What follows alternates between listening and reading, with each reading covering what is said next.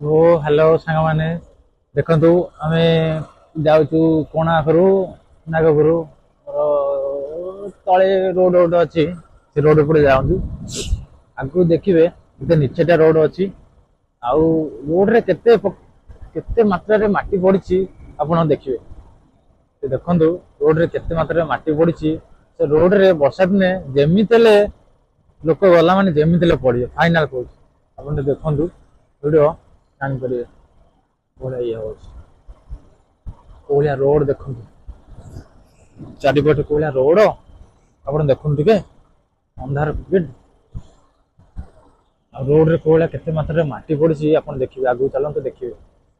ଏତେ ମାତ୍ରାରେ ମାଟି ୟାଙ୍କ ପାଇଁ ଦେଖନ୍ତୁ କୋଉଭଳିଆ ମାଟି ଦେଖିଲୁ, କୋଉଭଳିଆ ମାଟି ନୁହଁ, କେତେ ମାତ୍ରାରେ ମାଟି ପଡିଛି ଦେଖନ୍ତୁ ଟିକେ।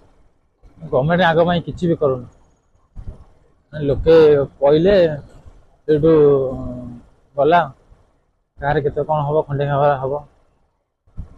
ଗାଡି ମାନେ ଯାଉଛନ୍ତି, ଟ୍ରାକ୍ଟର ମାନେ ମାଟି ନେଇ ଯାଉଛନ୍ତି, କେତେ ମାତ୍ରାରେ ମାଟି ପକଉଛନ୍ତି ଆପଣ ଦେଖନ୍ତୁ।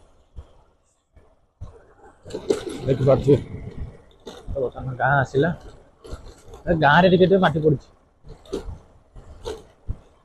ଗାଁରେ ଟିକେ ମାଟି ପଡିଛି, ଆପଣ ଆଗକୁ ଚାଲନ୍ତୁ ଦେଖିବେ।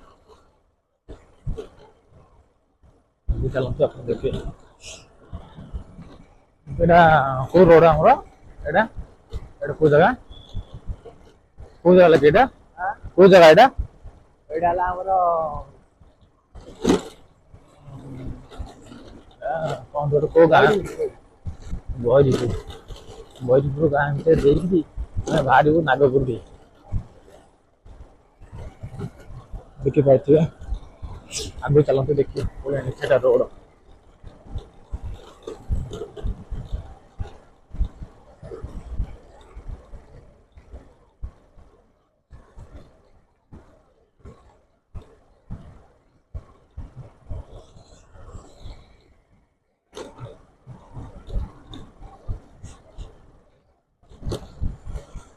ରୋଡରେ କେତେ ମାତ୍ରାରେ ମାଟି ପଡିଛି ଆପଣ ଟିକେ ଦେଖନ୍ତୁ ଖାଲି।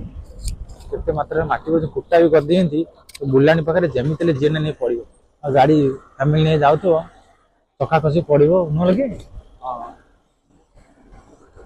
ଯେମିତି ହେଲେ ତ ପଡିବ ଆଉ। ଯେମିତି ହେଲେ ପଡିବ। ଗୋଟେ ଗାଡି ଅଛି ତା ସାଇଡରେ ତ ଅଛି, ଯାଉନି। ହର୍ନ ଅଛି, ଯାଉନି।